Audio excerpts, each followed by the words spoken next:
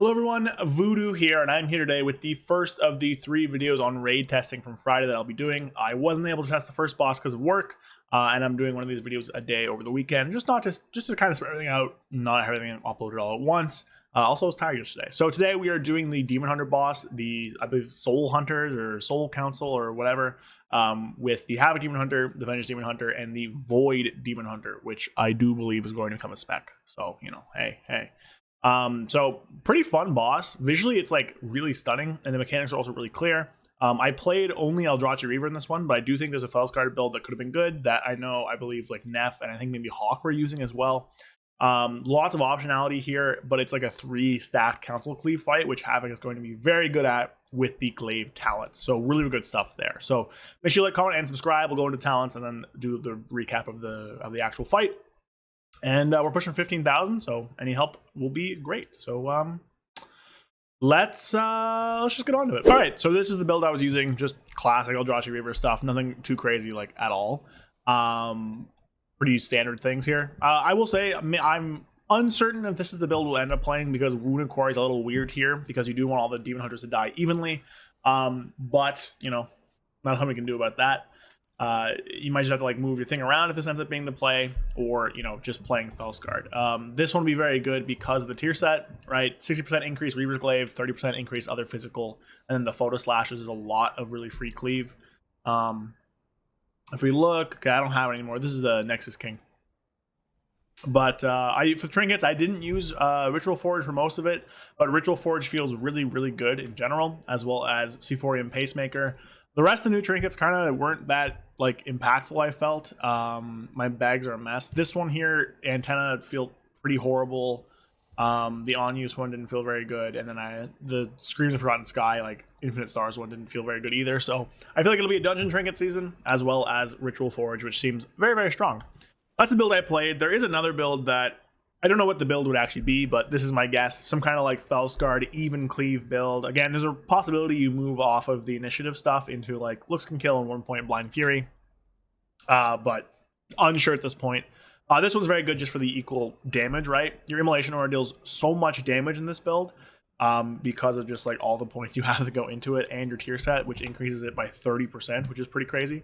And then all the free Demon Surges deals a lot of extra free cleave damage. And of course, we have the Glaive stuff and some I-Beam stuff as well here. So again, uncertain what the final build was there, but I think both Felskard and Eldrazi Reaver have good like options here.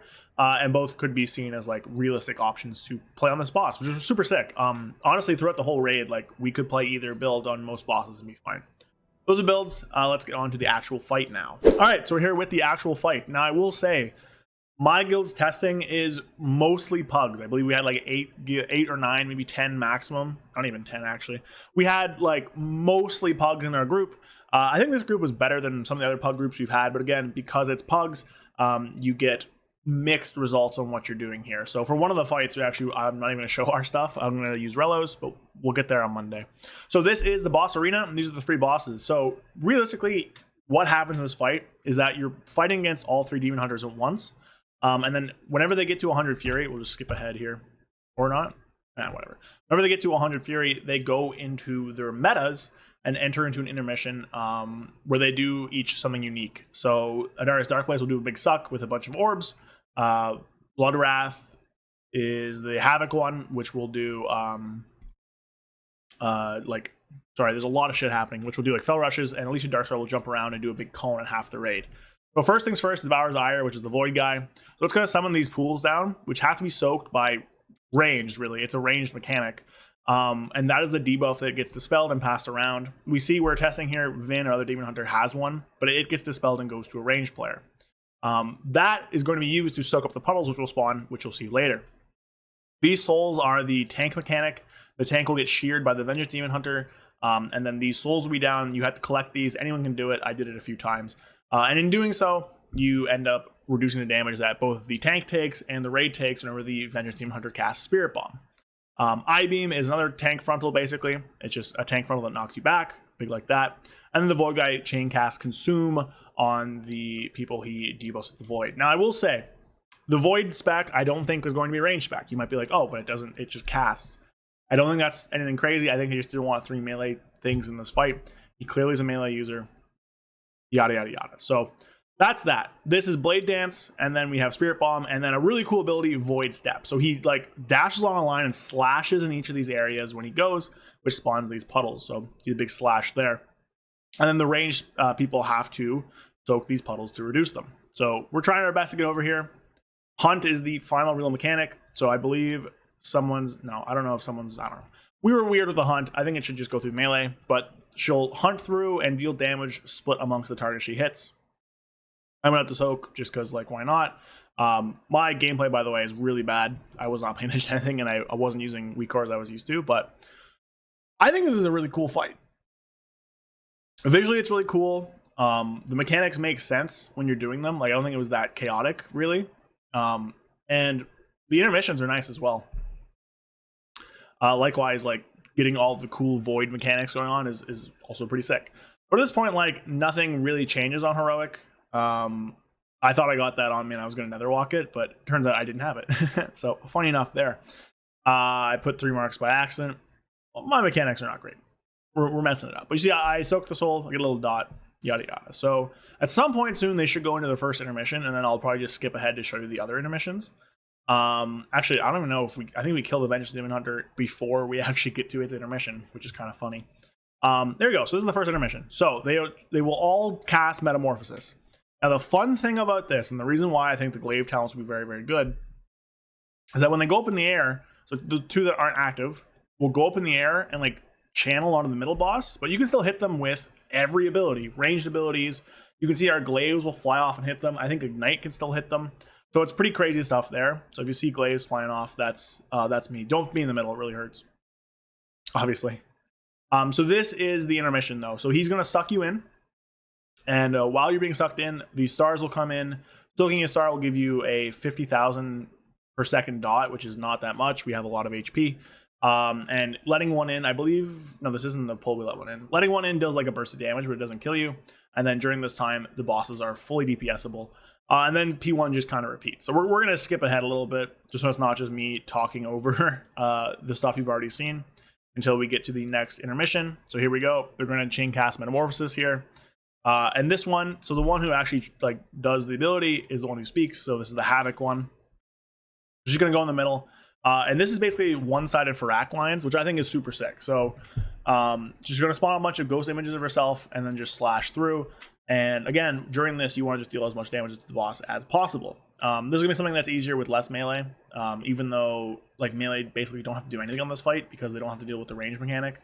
But the slashes don't deal that much damage, at least on heroic. We are 676 eye level at this point, which is super low eye level. But this is the intermission, and I believe we kill before the last one, actually, unfortunately. I think we do, right? Yeah, we kill. So when one dies, it's just going to spawn this crystal above it and pulse damage. I don't know what these crystals are. Oh, the crystals are the crystals are their demon souls, because they don't actually die. Demon hunters don't actually die. They're speaking though. So I don't know what happens if you kill the one whose metamorphosis is supposed to happen. We don't really get there, but I'll try and explain the other intermission if I can get like a good image of the arena. So what'll happen with the Vengeance one? What she'll do is she will jump around the arena. I think baited on players. I'm not sure about where she jumps, but she'll jump around and land and then beam a huge Feldev cone at the largest clump of players. So it's not that hard to dodge. You basically just like run around the outside of the arena. But I think it is the hardest one to deal with. And then if they haven't died at this point, after the third Metamorphosis cast happens, they all gain like a ton of fury. Like we watch Dust Blaze of Fury right now, it's like 1 a second or maybe 2 a second. After they come back from the third meta, that goes up by like 6 or 7, and then they all do all of their abilities at once. Which is basically you die, like you can't deal with that. But all in all, like this is a super sick boss. If you want to see the full kill VOD, it's up on my Twitch as well. You can like flip through the VOD from yesterday's testing to see kind of like the other intermission as well if you want. Sorry, probably should have had that, but jumps around, breathes Feldev. But yeah, cool fight. Hopefully Void Step and some other mechanics come in on the Void Demon Hunter spec when it happens. I believe there's another thing on Mythic where he like slashes things, which just doesn't show up here with like Void versions of himself, which sounds sick. But yeah, cool fight. Excited to do this one. Pretty good loot too. So that is it for this one today. Expect another video tomorrow for the third boss that was tested, the wall void crystal guy, and then we'll have on Monday the final boss that was tested, the dragon one. So yeah, make sure you like, comment, subscribe, and I will see you guys later. Peace. A big thank you to everyone watching my videos, but especially to my channel members. Thank you, Alexander Trifunovic, Rukaza, Fear Redefined, Loose Change, Jorge Polanco, Matthew Barr, Zuligan, Chocobo Merc, Gabriel Correa, Matchman 133, and Falafadar Dark Terror. Thank you so much to everybody. If you want to join and support me in making videos, consider following the link below. I will be adding more perks to this over the summer as I get more time, including a log review, which isn't available right now. But again, I do appreciate everybody just supporting me and watching the videos. So I'll see you guys next time. Thank you. Make sure you like, comment, subscribe. Peace.